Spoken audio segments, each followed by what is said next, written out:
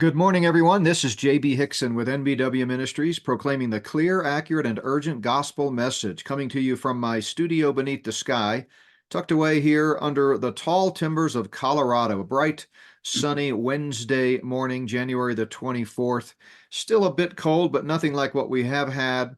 Just a wonderful day. Looking forward to some great things on my calendar today, and always a privilege to serve the Lord and wake up. This is the day the Lord has made. Let us rejoice and be glad in it. You know, that Psalm 118, verse 24, that's talking about the second coming. And so every time I say that verse, I'm reminded that, hey, someday the Lord's going to come back and make all things new. But before that happens, we look forward and eagerly await the rapture when he comes to catch up his bride, the church, to meet him in the air. I'm going to be talking about the rapture upcoming in my series at Plum Creek Chapel every Sunday. We live stream the 10 o'clock service, or if you're in the Denver metro area, come on out and stop in and see us at Plum Creek Chapel in Sedalia, Colorado, a suburb of Denver in the Castle Rock area. Just started teaching through 1 Thessalonians and can't wait to get to chapter 4, where the Bible very clearly teaches us about the doctrine of the rapture. So just thanks for joining us today. We've got, it's Wednesday, of course, so that means World Events Update with Randy. I'll bring him on here in just a second, but a couple of big announcements here. First of all, we are going to be doing a special prophecy night next Tuesday night at Plum Creek Chapel. Many of you that have been following us for a while know we did this for many months. Every Tuesday night, it was kind of a standing thing. What a great time of just dissecting the Word of God and learning about Bible prophecy and answering questions. But we suspended that because of my travel schedule, and we do hope to launch that again possibly this summer on a regular basis. But until then, many of you have been asking about it, so we're going to be doing occasional Tuesday nights when my schedule permits. And the first one of those will be next Wednesday, January the 23rd. So if you're in the Denver metro area, come out at 6 o'clock at Plum Creek Chapel, and we will take your questions. I'll just share a word about my thoughts on Bible prophecy and how the stage is being set. We have a little bit of music to start the night, that kind of thing. But if you're not in the Denver area, we will live stream that. So we will have it posted at the website, and you can join us by live stream at 6 o'clock next Tuesday night. If you're coming, have your questions handy. If you're not coming, I always hesitate to put out the plea for questions because I'm so backlogged already with literally hundreds of questions that I would like to answer. But if you can, you want to text me or email me, I'll try to set those aside and deal with them next Tuesday. But no promises. I'll just depends on how many we get. But really looking forward to that next Tuesday. Then we hit the road and we'll be down in Lake Charles, Louisiana for a conference. Then we come back.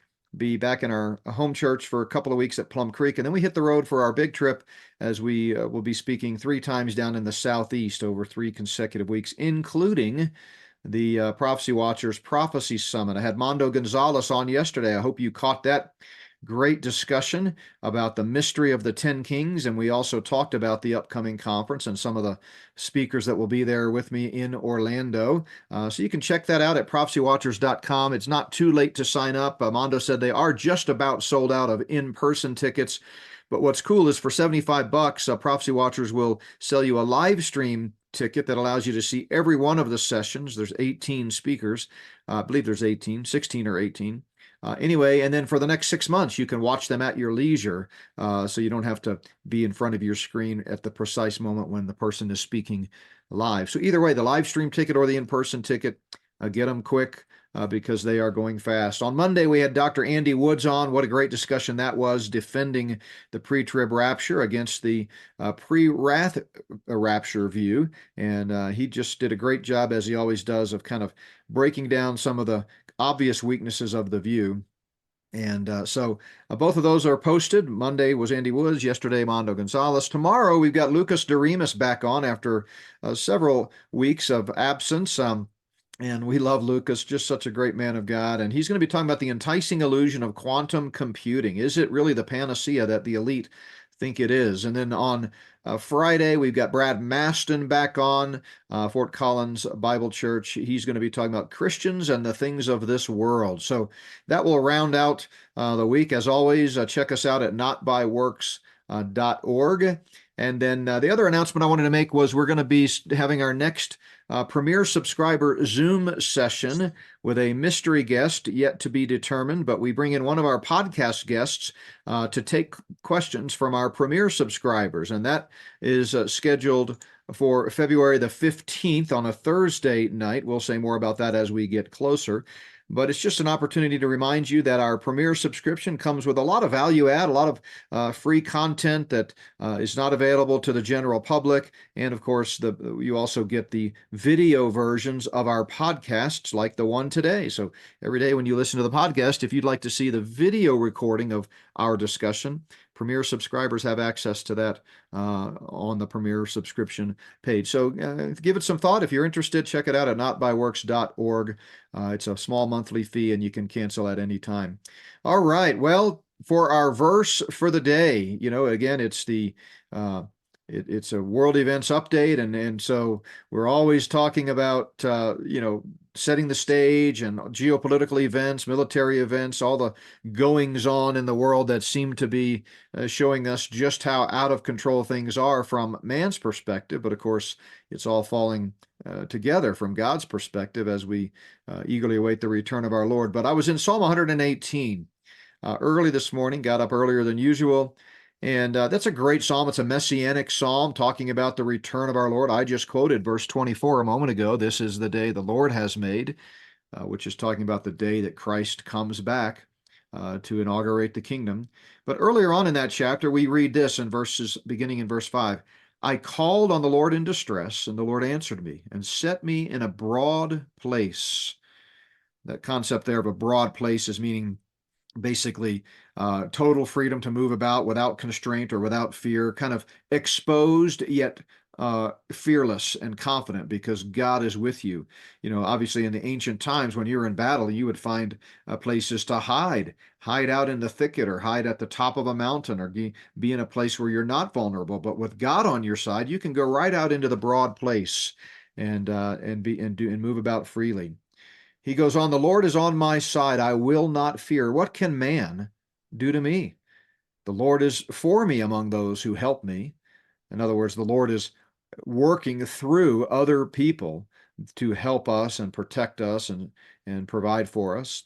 And therefore I shall see my desire on those who hate me. Boy, how often do you think that? Everybody has haters. We have haters.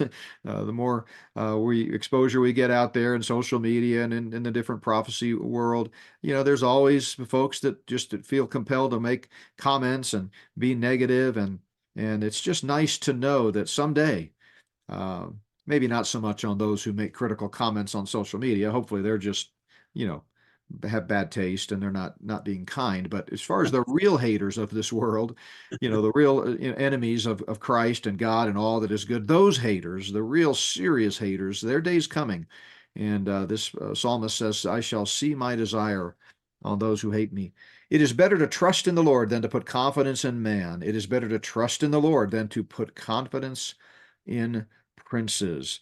So as we talk today with our good friend Randy, Grandpa Randy, remember to put your trust in the Lord. There's certainly no sense in putting trust in man. Man's going to let you down.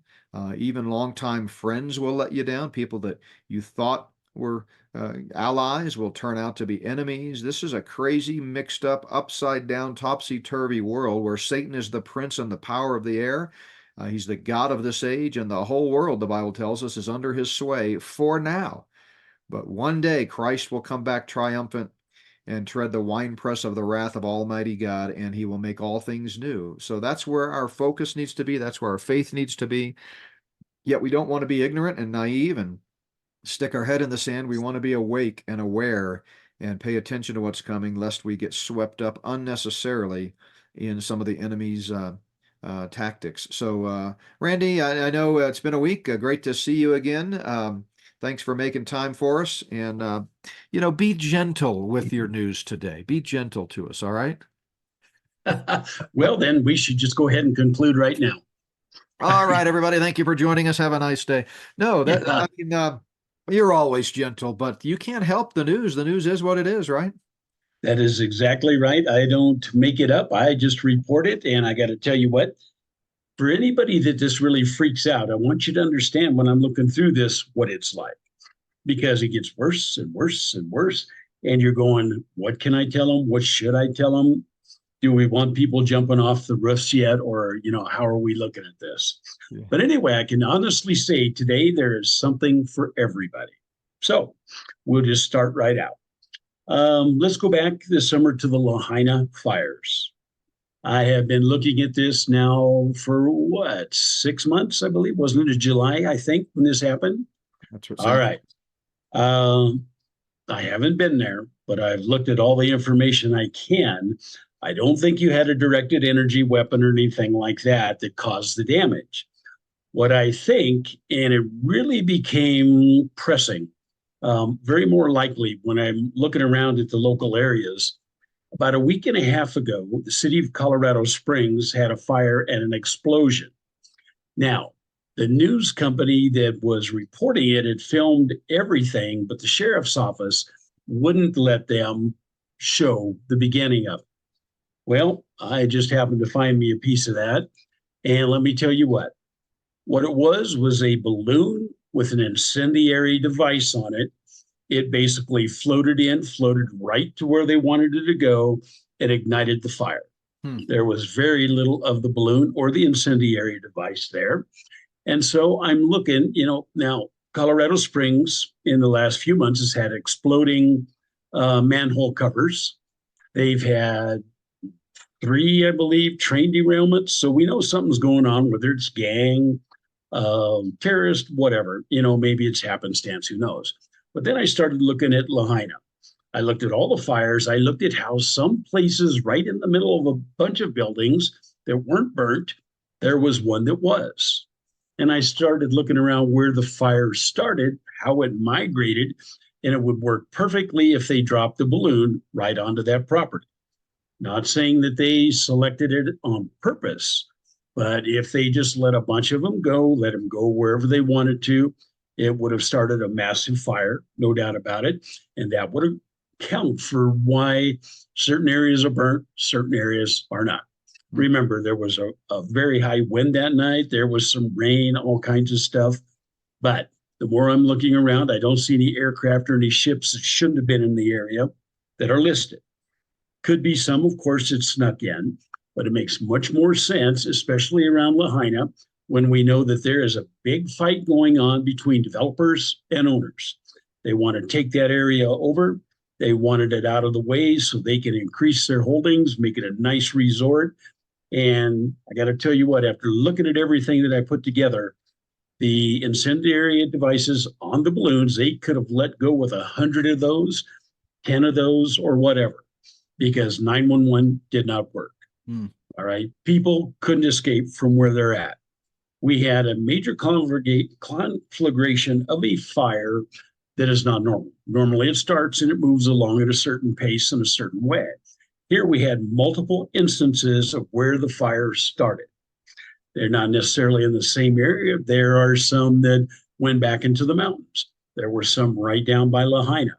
The only thing that makes sense is that if they would use, you could have used a drone. The balloons are much better because they will basically burn up and nothing is left. You slip those into the airstream because of the winds. It would travel for a mile, 100 feet, 10 miles, just depending on the air that it caught. But once it hit, they were big enough, at least the one in Colorado Springs was, it easily started a fire and really, with the wind, got things moving. So for right now, after I don't know how many hours I put into this, that is the one that makes the most sense. Now, obviously, this was not a friendly maneuver by somebody. Either somebody wants to land, somebody was wanting to do some vandalism, or could have been a foreign entity, who knows.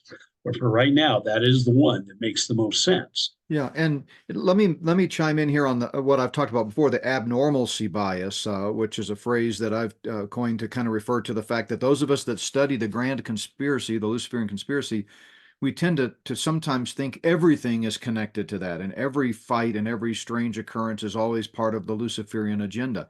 And that's not always the case. There are bad people out there that just do bad things. And so, as you said, this thing in Lahaina could have just been a localized battle between some pretty powerful elites who want that area for development and the locals who own the property. I mean, it might not, directly tie in to the New World Order agenda. That's all I'm saying. It might, and like you said, we don't really know. But it's just a helpful reminder that not every thing that happens is monolithically connected to the Luciferian agenda, where some Luciferian elite are pulling strings and pushing buttons. I mean, ultimately in the spiritual realm, all bad things are tied back together to the God of this age. But in terms of advancing their agenda, sometimes you have rogue elements of bad actors who just go in and do things because they're mad at someone else within the conspiracy or within the elite. And that, who knows, maybe that's what happened here. Yeah, and the thing is, like I said, I'm not saying that some foreign actor or somebody like that did not do this. I mean, the Chinese are very good with balloons. Let's face it. Yeah. They could have done it. Somebody could have hired it done. But after watching this one on TV, I'm going, the way it just floated in and then all of a sudden went right where it looked like it was being sent. It's a little bit telling when you look at Lahaina. They don't find any evidence. They say it wasn't the power system. They're saying, it wasn't this, it wasn't that. Well, then once you compile that information and you really shake it out, there are very few choices left that make any sense at all. Mm. Now, I mean, we can consider everything to be do, but it's not. In that case, I think basically it's a land grab. Looks like it to me anyway. I think everything's doo-doo. I mean, well, but that's just the polite yes. way. That's the Doo-doo. preacher's way of saying it, Yes, I have much more descriptive terms, but you're right. For our Okay. podcast, that's where we leave it. Okay. Okay. All right. All right. The BRICS Bank is now issuing bonds, I guess. They have a $28 billion bond offering, and it's going to be in the local currency of whomever buys it. It's going to be offered to many different countries, so you don't need the dollar.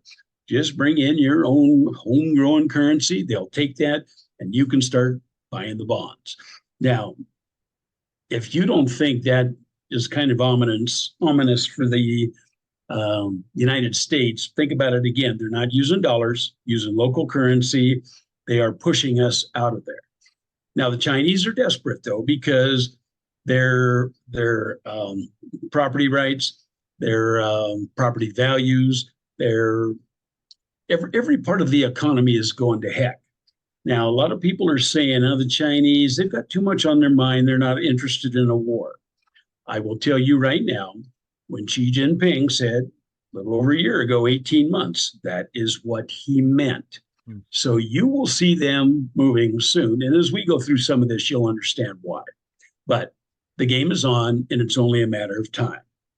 Now, if you're going to be renting some property, using some property in Israel, they are now adding what they call the Messiah clause. This basically says on a rental property or an Airbnb or whatever, that if the Messiah returns, you must vacate in 15 days. Now, I never heard of that before. And I'm going, now, do we mean Jesus Christ? Do we mean somebody else? We knew that they were talking about their own Messiah last summer, interviewing a man, watching him. I haven't followed up on him, but it's pretty interesting that they put that clause in there. Yeah, I mean, if you're a believer, you're going to vacate whether you like it or not a lot quicker than 15 seconds. It's going to be in the twinkling of an eye, the Bible says.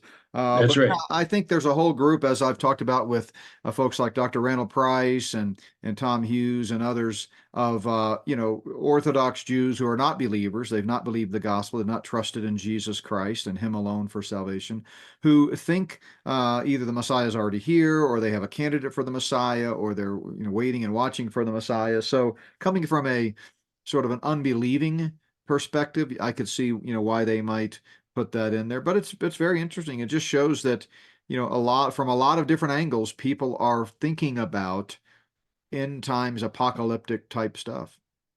Yeah, and I mean, if you're talking about the Antichrist when he makes the covenant, are they going to decide or think at that time that he is the Messiah?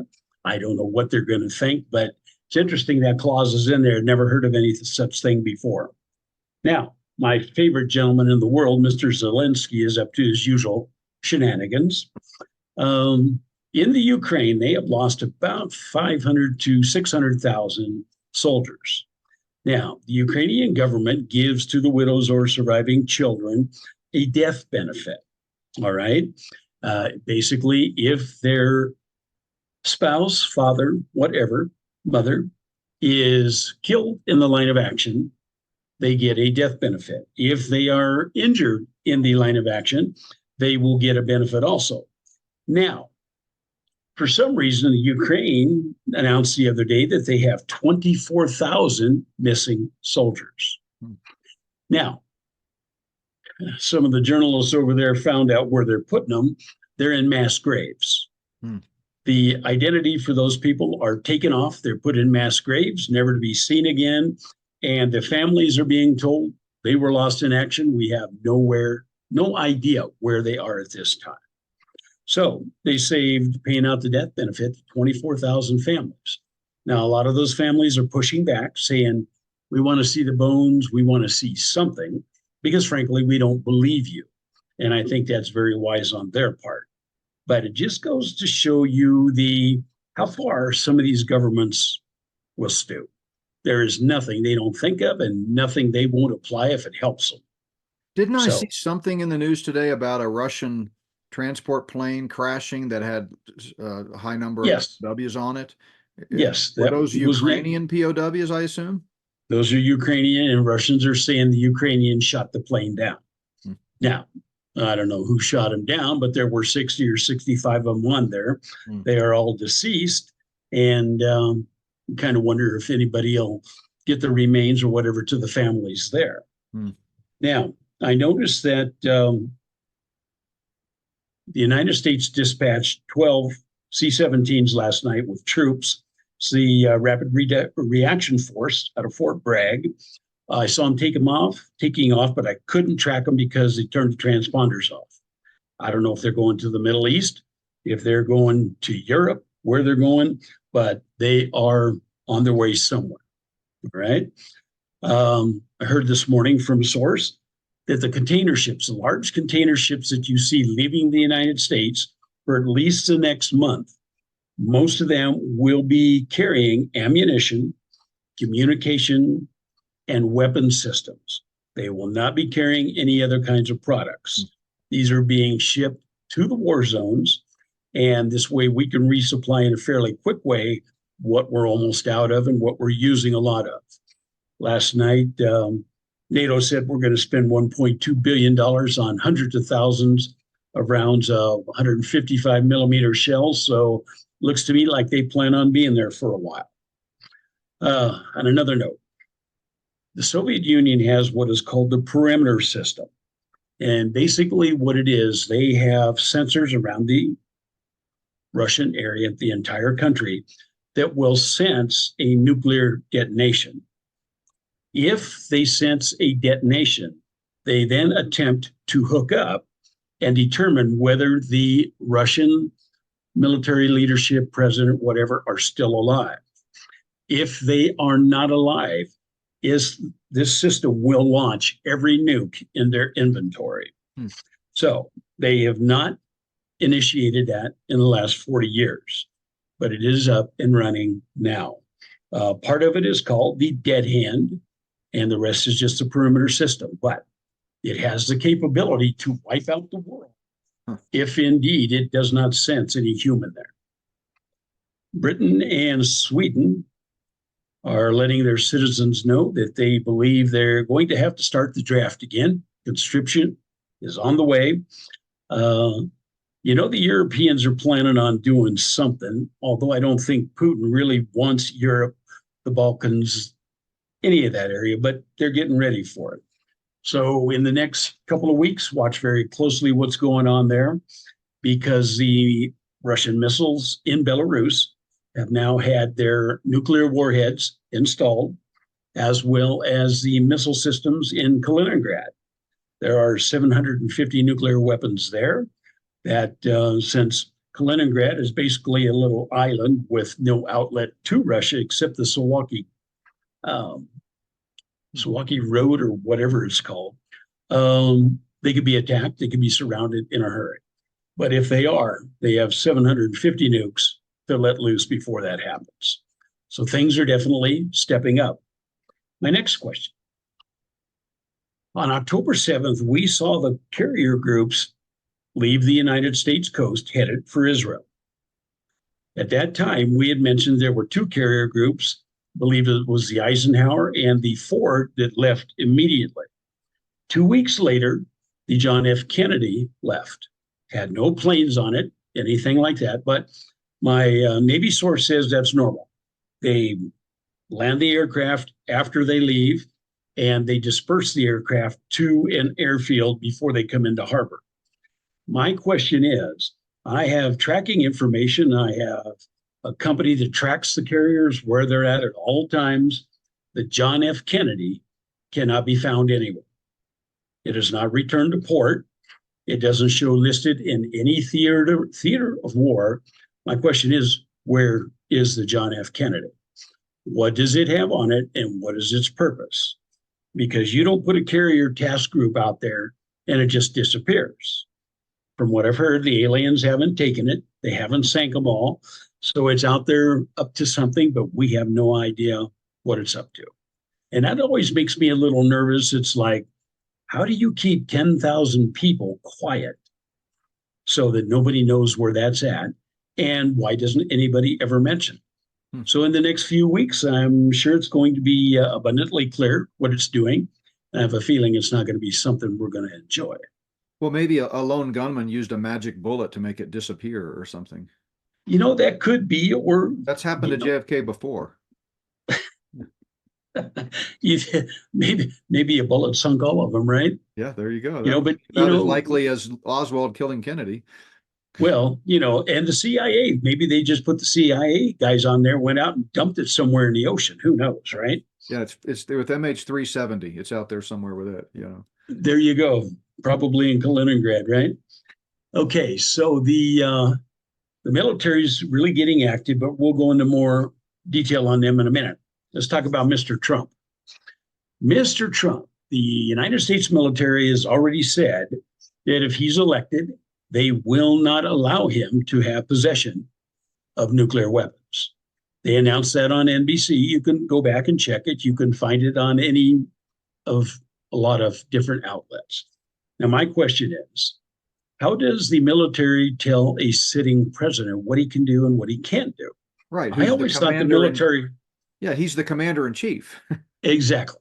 So they're already saying they're going to neuter him. I mean, they let Biden have access to nuclear weapons. That scares me far more than it does if Trump had it. Yeah. But my questions are this, okay? If they take away the nuclear weapons, they can say it's because of his abuse to the justice system, the military, or whatever. But are they trying to prevent him from responding to an attack from a foreign adversary? Are they trying to prevent him from enforcing our border in the southern and northern parts of the country? Do they want us out of NATO, out of the UN? Why would you take that away from the president? Because the president can initiate the system, but there is also safeguards that he has to go through. There's a general or a colonel that has to okay that also, and then they can begin the process. So why would you want to just take that away from a gentleman before he even gets started? I mean, as I recall, he was the one that wanted peace with all the countries. He didn't want a war. He didn't start a war. Well, of course, my view is they're all puppets, but I just think it's all rhetoric. There's no way in any real world that officially they can take away from any sitting president that capability. Now we know there's powers that be, shadow government, deep state, Luciferian elite, global elite, whatever you want to call them, that are out there controlling the highest levels of not only our government but many others. So, but that's not something they would telegraph on NBC. I think it's mostly rhetoric. It's just all the Trump haters, they're trying to you know uh, satisfy them. It's funny how divisive Trump is, and I think that's exactly the idea. I had last week we had Pete Garcia and Alex Newman on, and on both of those we talked about Trump, and they had some very insightful comments. I love both men. It's funny to see some of the comments after I had Pete Garcia on, people trying to, kind of drive a wedge and say that we were, not in agreement. We're in complete agreement. I love Pete. I totally respect his view.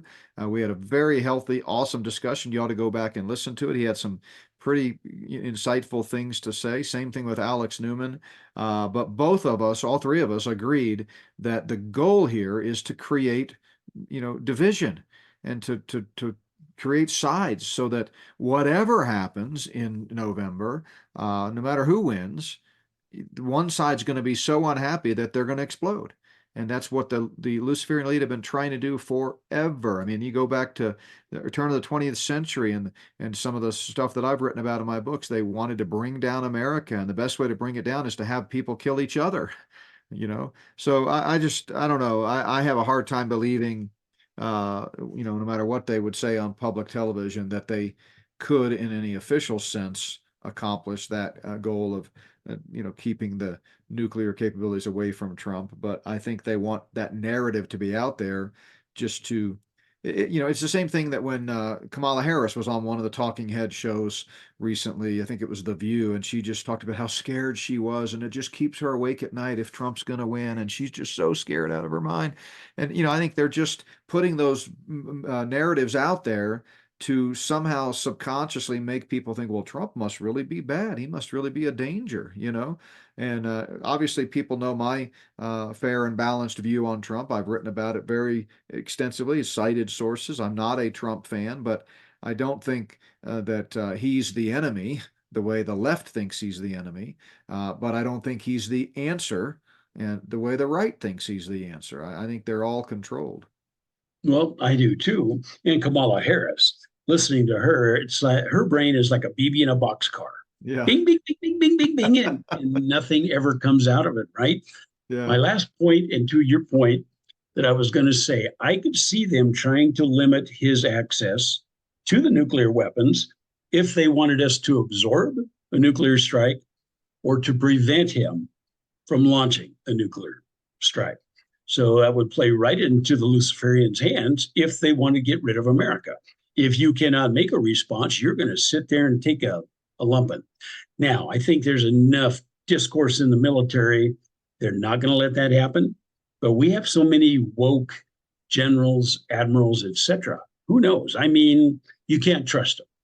We don't know that they won't put in a doppelganger, looks like Trump, isn't Trump. We just never know what they're going to do. So it does worry me.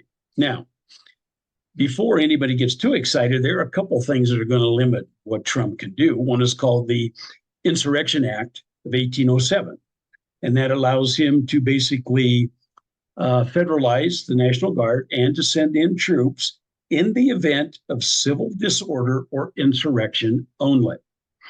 If he doesn't have those two things present, he cannot activate them. There's also a law called the Posse Comitatus Law of 1878. It limits the military for law enforcement purposes.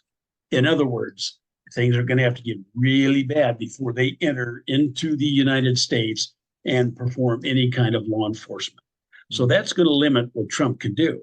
Now, since we're letting the illegal aliens wear guns and be police officers, I don't think we're going to need the federal troops. We've already got the people right here that are going to serve their master and do as they're told so they can keep here. So anyway. Yeah, I mean, in times of crisis, it's our history, our country has a long history of suspending the Constitution. Abraham Lincoln did it during the Civil War. So, Yep. it's not uncommon when the world as we know it sort of changes in a major way.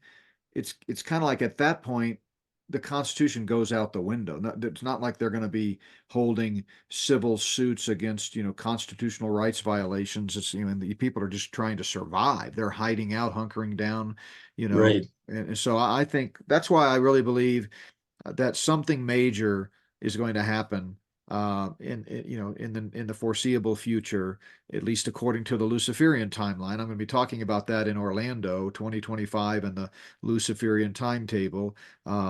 But blueprint for total tyranny.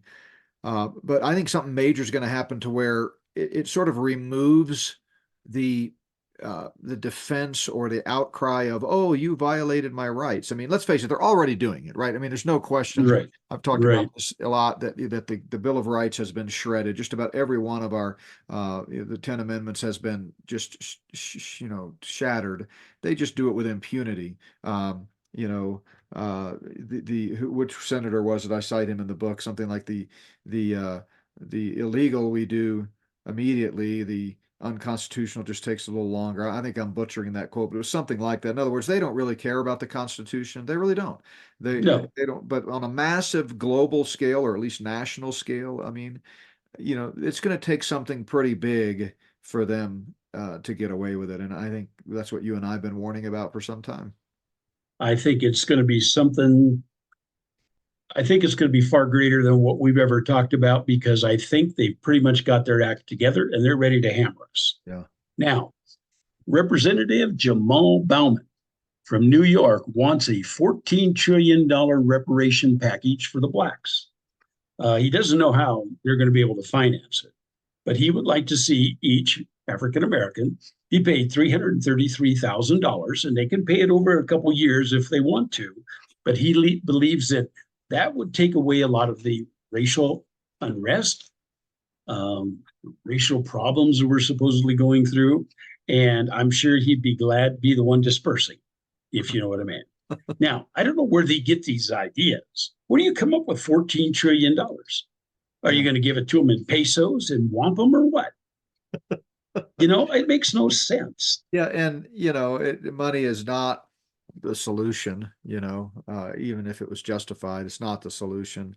Um, yeah, I don't know. There's just crazy things. Sometimes I think a lot of these news items. I look at the news every day, foxnews.com, CNN.com, and I just look, at the little square boxes below the line, and I just kind of see this paid for news that they're promoting to get agendas out there. And I think it's like each day there's two or three public figures that they assign a script to and say, hey, we want you to be the one that mentions this. And it's all kind of weaving together a narrative that will kind of keep America sucked into this right left paradigm, and this, we got to get the bad guys, and he's the good guy and he's the bad guy. And it's hard to separate fact from fiction. It's only going to get harder.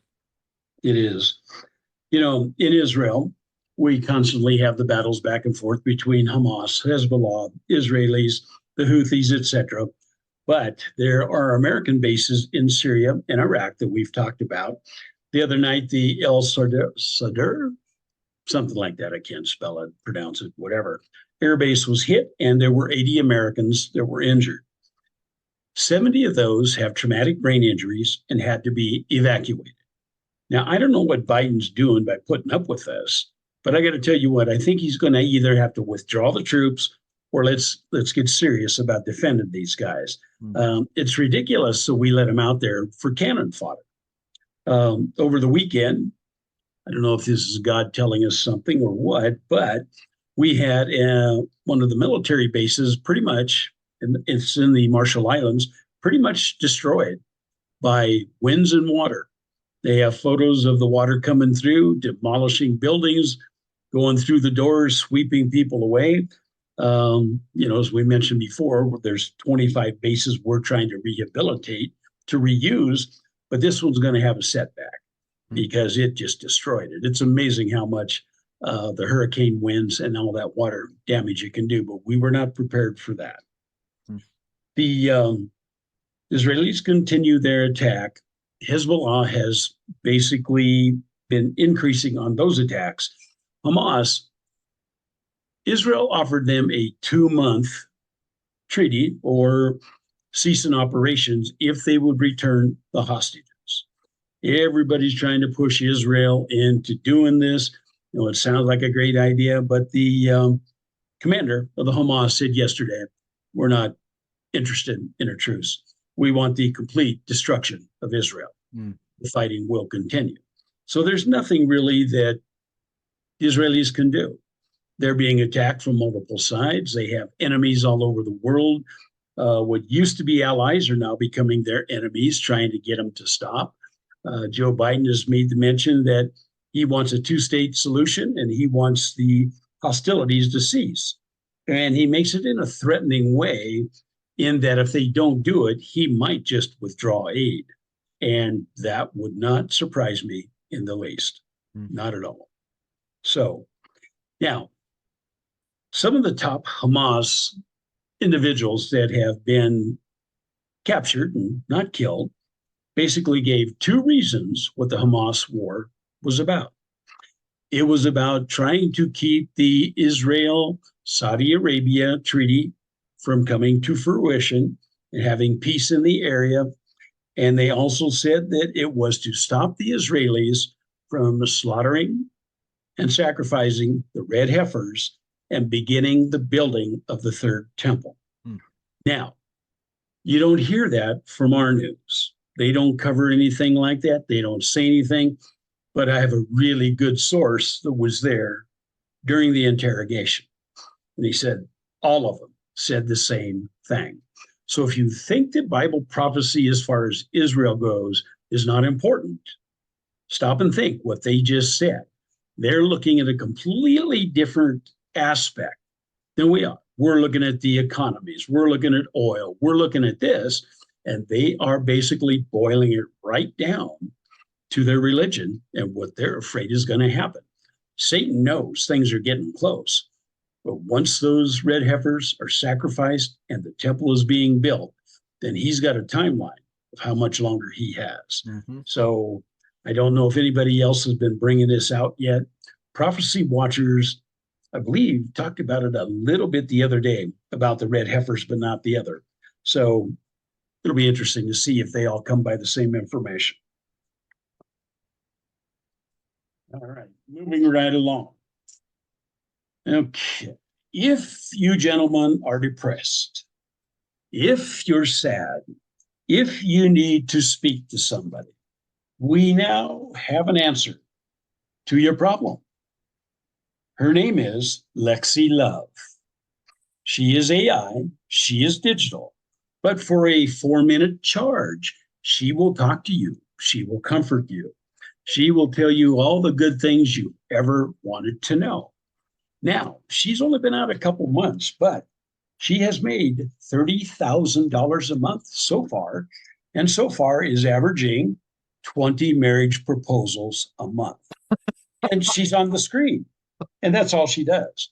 And I'm going, have we really, really slipped that far? Look, Randy, I just feel compelled. You know, we really value and love our audience, and we want to provide true value for them. And so if you're out there listening and you're lonely and you need someone to tell you what you want to hear, look, I'd be honored to do it for 20,000, not 30,000 a month. So I'm going to see, there you go. I'm just saving you $10,000 a month. Call our 1-800 number, have your credit card handy, and we'll tell you what you want to hear for 4 minutes. And then you will only charge you 20,000. How about that? Yeah. And if the lines are busy, it'll roll over to me and I'll do it for 10. Oh, well then I'm afraid I'm going to have to do it for 9. So who could imagine stuff like I this? know, it's just what a world. The real sad thing is that there are guys that you know, I mean, does it say how many subscribers that is that generates thousands? Yeah, it's got to be, if it's generating $30,000 per month of revenue. I mean, it's just sad. I mean, how depressed is this world? That's why they need Christ. They need hope. They need to know that Christ loves them. He died for them. He paid their penalty, and then that he loves them unconditionally, and he will simply forgive their sins if they'll trust in him and him alone for it. I mean, it's just what a dark world we live in. If we have this many people falling for that kind of stuff, doesn't it make you wonder about the ones that can't afford it? How many are there? I mean, for crying out loud, we're in the we're so far past the twilight zone. I don't know what you call it. Yeah. You know, I Well, look at this. we shouldn't be surprised when we see that the best we can do in terms of finding statesmen to run for the highest office in our land are a reality TV star who made millions in the porn and gambling industry, and a wretched old guy that can't even walk up a flight of stairs and has dementia. I mean, come on, can't we do better than that? I believe in this country. I believe in America. I think there are some great men and women that are godly, have a biblical worldview, that would serve honorably and make wise decisions, surround themselves with wise counselors, not 67 CFR members like Trump did, or progressive, wild, woke, dress-wearing generals like Biden did. It's just depressing when you think about who we hang our hats on, right? And who Yeah. people get behind. And I get it. Don't email me. I understand. But Trump is not Biden, and that's why you like him. I get it. He's not Biden. He's not Obama. I get it. He's not Hillary. I get it. But can't we do better? I mean, when Samuel was looking for a king and he met with Jesse, it wasn't the expected strong, virulent, powerful sons that he paraded before him that Samuel said, that's the one. It was the weak, obscure, unassuming little shepherd boy that became the greatest king in Israel's history. And yet we simply keep eating what the mainstream establishment feeds us. You can have Coke or Pepsi, take your pick, and there's really not much difference between the two. So there's my Trump rant for the day. Let the emails fly. Well, the thing is, it's so true. I mean, 324 million people, and we have these bozos for leaders. I mean, really? I mean, only only in a world without hope does stuff like that even Yeah. occur. The humans are supposed to be fairly intelligent, but we're going to date a computer. You know, the it makes no sense. Anyway, moving on. All right, the Russians. You can anticipate a full war with them this fall, late fall, early winter. They are massing troops. They are massing ammunition, missiles, and everything. The Europeans are responding by putting up barriers, and they're making a line between Russia and Finland that resembles the Maginot Line in World War II. They're basically bunkers with weapons in them. Problem with the Maginot Line in World War II, all the Germans had to do was paratroop in behind them, and they could take them over because they only face forward. These are much the same. I don't know if they're putting in for show, if they forgot what history has told them. But anyway, that's what they're doing.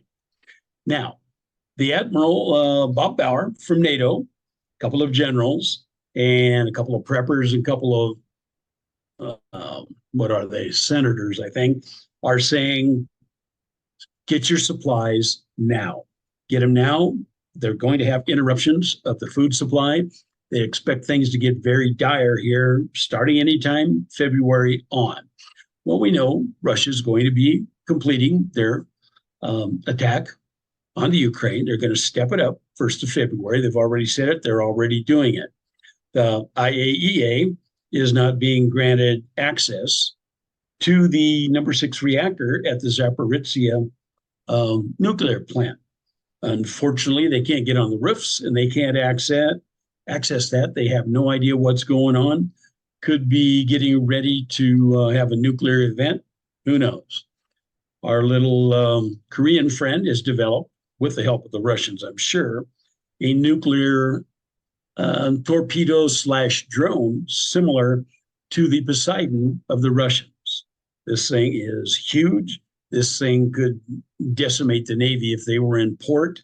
And the way he's saber rattling, they're worried that he's planning on attack in the very near future. It may be conventional, it may be nuclear, but he is really the main concern right after Russia as far as an impending attack. All right. In Russia, if you now criticize the military, they seize your property, they seize your home, your car, your bank account, and it's now theirs. You don't get it back again. So don't think something like that could never come to the United States. We've talked about it before, the Production Act of 1950, uh, Biden's Executive Order 14067. It's all in place. We get into a big war, they're going to come door to door. They're going to take your metals. They're going to take anything excessive that, or they believe to be excessive for you, and it's theirs. Now, you may get it back in 99 years, but there is no guarantee that we're going to be around, of course. Now, when you're storing your metals and stuff like that, all right, a friend of mine over the weekend had their metals and jewelry and that kind of stuff in a safe. It's a safe that you could pick up and carry. They had it out in their detached garage. Well, I'll let you guess what happened to it over the weekend. Mm. You have to protect this stuff. You have to make sure it's anchored down or where somebody doesn't know it's at. And for crying out loud, don't tell everybody you've got it. Hide it. Hide it like you're going to have to hide your food and everything else here very soon. I mean, let's face it, they go door to door. My stuff was all stolen or lost in a boating accident last summer. I already know that's going to happen. And for those that don't think things are getting tough, I went by all the car dealerships in town yesterday. Their entire front row or two are basically 2023 and 2022 models that have been repossessed. There are that many of them that people can't afford. Then you think, well, that's not a big deal. But then I go into a restaurant that I go into every Sunday when I'm here. I look around and I place my order, and I notice that there's no bacon this week. There is no kielbasa in with the potatoes this week. Then they don't have Diet Dr. Pepper, which is enough to make me leave, but I didn't. So at the end, I talked to the waitress who is part owner, and she said, things are really bad. She said, we did not have enough money to buy the Dr. Pepper. That's how close of a margin some of them are moving on. I look around town, the restaurants don't have as many people as they used to. I look at the stores, everybody's going in there, they buy the necessities, nothing else.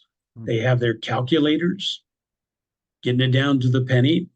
My friend at the coin shop, he's got people coming in desperate for money. They will sell it for whatever they can. And it's not once a month. It is almost daily.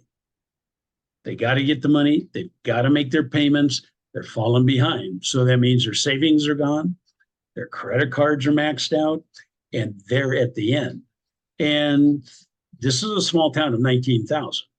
Think of how this is getting to be in the other bigger cities. I think things are getting ready to fall, and the media is not covering it. Our government's not saying anything about it, but it is going to fall like a house of cards very shortly. Yep. I think, that's why it's important to remember Proverbs 22:3. The wise person sees trouble coming and prepares for it. And, the foolish person doesn't and pays the price. And so, yeah, I think, who knows? We just don't know the timetable. We know what they want to accomplish and when they want to accomplish it. But if it was that easy to usher in the New World Order, they would have done it already. It's not that easy. And of course, God is holding back. The restrainer is restraining, and God's ultimately the final arbiter of the timetable. And but we know that He did tell us to watch for the signs of the times. This isn't foolish. This isn't unbiblical. It's decidedly biblical to be paying attention to what's going on in God's great big world and recognizing that it's all heading towards a predetermined, planned, and revealed in Scripture end times that will culminate with Christ's triumphant return to rule and reign in perfect peace and justice with a rod of iron in the coming kingdom. If you don't believe that, you're reading a different Bible. So it's an exciting time to be alive, isn't it, Randy? It is, but it's getting to be bizarre. Washoe County, Nevada. They had a little county commissioner meeting, and for an opening, they always say a prayer, have a little, saying and stuff. So this time they let a gentleman up there by the name of Jason Miller. He went up and began invoking Satan, praising Satan. And at the end, he said, "Hail Satan," and left. The look on the people in the audience was a pure amazement. Nobody believes this stuff. But unfortunately, it is widespread and it's getting to be worse all the time. I mean, they are rubbing God's nose in this stuff, going, hey, you don't like it? We don't care. We don't believe. You know, I heard an atheist and a Christian talk the other day. The atheist, you can tell he's hoping that he's right, that there's no heaven or hell. But the thing is, you can't convince them that there's anything else. They are dead set on their ways, and they're all being taken over by AI, by their programming. They're listening to that stuff rather than anything that is of substance. I mean, Facebook, for crying out loud, they let 7,000 companies review your postings. 7,000. Those companies can go ahead and glean any information that they want. Then they can in turn sell it to others if they want.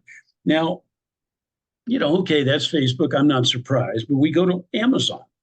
Amazon last week stated they were going to make programming for faith-based Christians instead of some of the garbage that's out there. Everybody thought that's great.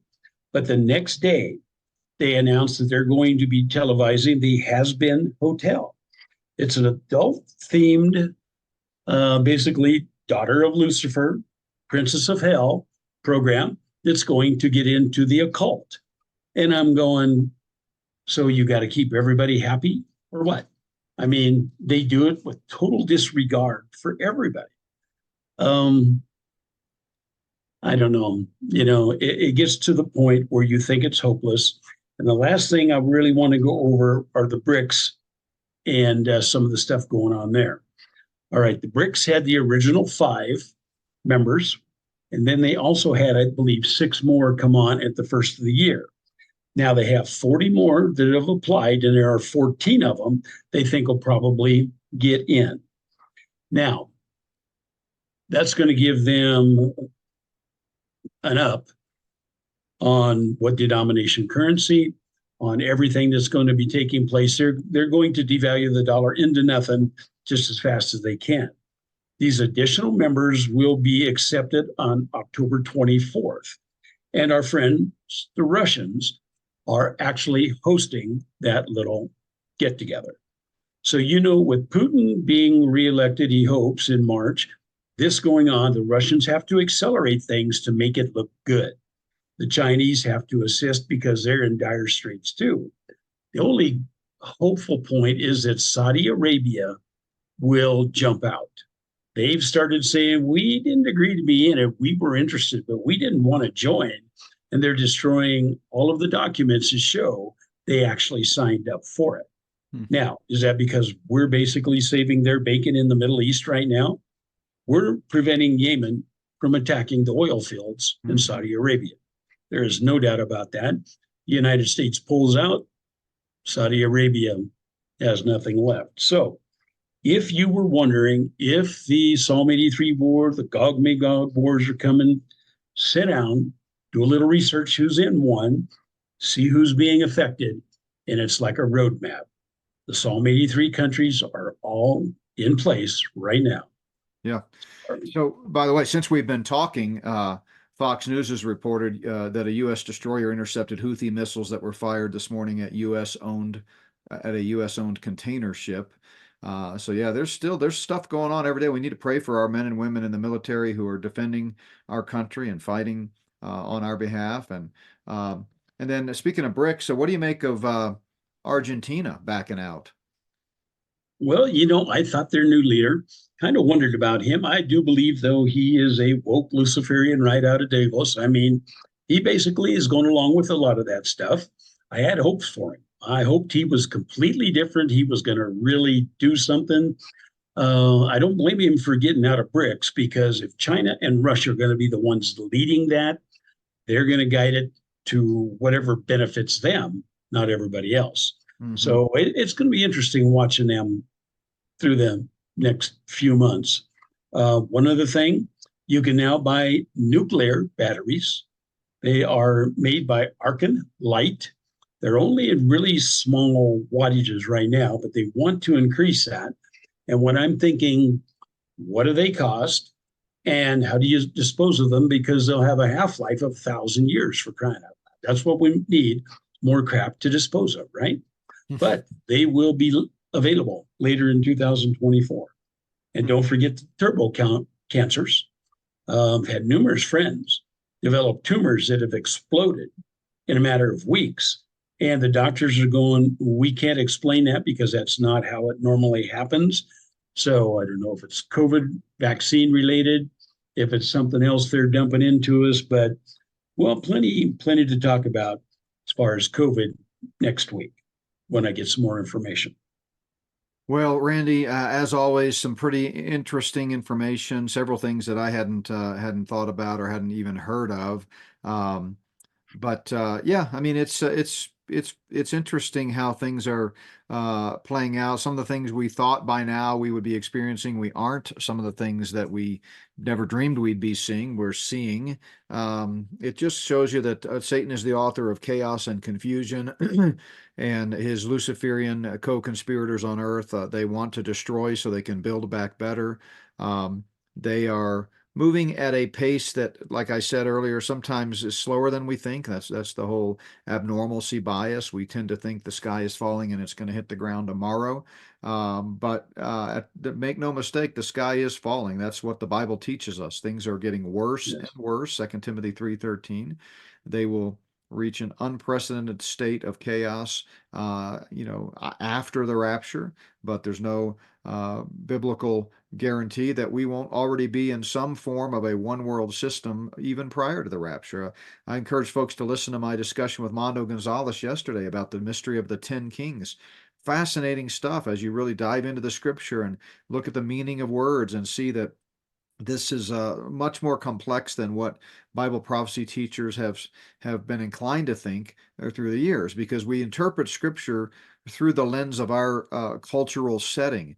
And 60, 70 years ago, in the mid 20th century, when some of the great men of the faith that I followed and even sat under some of them late in their careers at Dallas Seminary, men like John Walver, J. Dwight Pentecost, Stanley Toussaint, Howard Hendricks, Bob Leitner, all of whom are with the Lord now, they had no way of envisioning the kind of stuff we're dealing with today. AI and wokeism and the gender surrender movement and all of this craziness.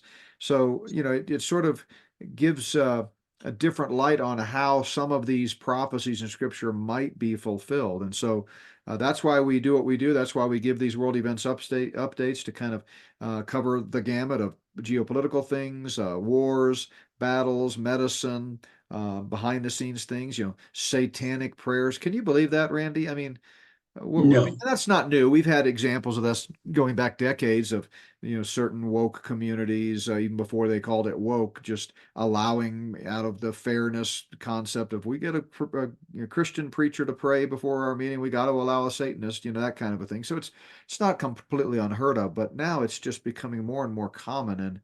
And by the way, that stuff's serious. That's not just about some political fight and fodder for some Fox News evening segment. I mean, it's serious stuff when you deal with Satan. And when you invoke Satan and his demons, that's serious, serious stuff. And so, boy, things are definitely heating up. Well, folks, any closing thoughts, Randy? no, I think we pretty much got through today what we needed to. And everybody go out, take a breath of fresh air, enjoy the last days that we're here, and just be ready to go. Amen. And stay in the word, folks. I mean, that's the kind of the balancer for me. It's pretty heavy to be studying and researching this stuff as I'm working on my next book and just talking with folks about different, insights that they have and revealing information that they've heard and so forth. It can be pretty heavy. But for me, getting in the word, it just really kind of regulates my thoughts. And that's why Psalm 118 was so encouraging today. I called on the Lord in distress, and the Lord answered me and set me in a broad place. We have nothing to fear. We can hold our head high. We can place ourselves in, anywhere when the Lord is at our side. And he goes on to say, the Lord is on my side. I will not fear. What can man do to me? So keep trusting the Lord. Keep spreading the good news. Keep tuning in. We've got great guests coming up the rest of this week. On Friday, I've got Brad Maston. Tomorrow, we've got Lucas Doremus, and these men all love the Lord. They really value the Bible as the only standard for our beliefs, attitudes, and practices. But if you're feeling kind of a heaviness and a sense of foreboding about what's happening around us, get in the Word of God. It will encourage, it will strengthen. It's a lamp to our feet and a light to our path. God bless everyone. Check us out at notbyworks.org, and we will talk again tomorrow.